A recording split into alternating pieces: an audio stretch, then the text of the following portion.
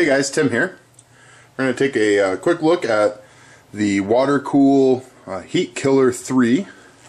This is a water block, 2011 water block made in Germany. You can find these around some places. They're a little hard to source now. So availability may depend on your location and the kind of water cooling stores you have in your area. So we have, wow, that's heavy. We have the CPU water block, socket 2011 screws. This thing is beefy. I may not take it out of the package even. I'm kind of scared to get fingerprints on the copper. So we have tension springs, some more 2011 mounts, our Allen wrench. Ooh, bushings. That's nice to see. There are some plastic bushings in there for between all the nuts and bolts. It's pretty high quality. I mean, this bag is really heavy for how little stuff's in there, to be honest with you.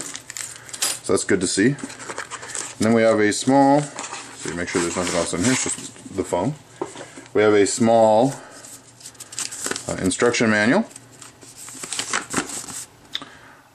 Basically, screw it down. Not a lot. Oh, so this does work. This also works for LGA 775, LGA 1155, 1156, LGA 1366, LGA 2011, and then it also works for AMD 754, 939, 940, AM2 Plus, AM3 Plus. That's pretty cool to see. I actually just bought it for a 2011 board I'm going to use it for, so I didn't even pay attention to the other stuff. So that's excellent.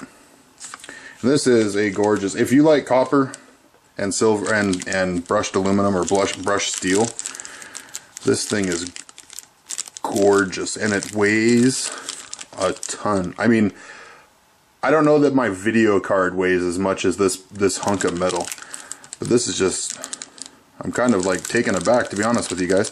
I've never been a real big fan of copper themed cases.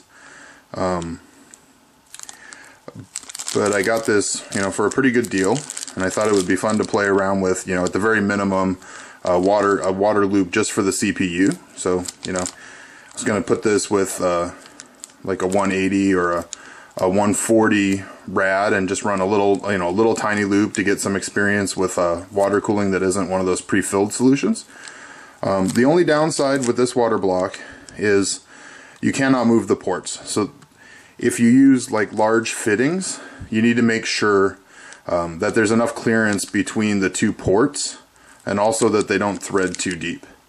But other than that, I don't know, it's just absolutely gorgeous. It's kind of hard to, it's kind of hard to give you guys a sense of the weight.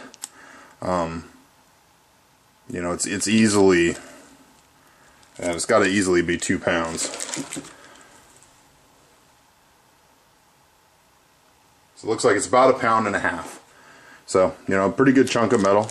It should, conduct thermally pretty darn well. I don't know if you guys can see it. I'll try to get a, I don't think the resolution's good enough, but down inside you can actually see some of the cooling channels. So it's just, I'm very impressed. I'll be honest with you. I didn't know quite what to expect out of it. Like I said, I got it for a decent deal, so I thought it might be a cheap part, but it is obviously not. I should have known better. German stuff is usually pretty darn good quality. So all you German guys, tell Be Quiet that they need to sell parts in the United States, by the way, because those power supplies are the bomb, and we need them here. Canada can get them, but not the U.S. for some reason. I'd really love to look at some Be Quiet parts, speaking of Germany. It'd be great. I would actually love to put in some Be Quiet fans with this system when I put it together, to be honest with you, do like a German themed build. But this is the Watercool Heatkiller CPU Rev 3. And I'm Tim for TimmyTechTV.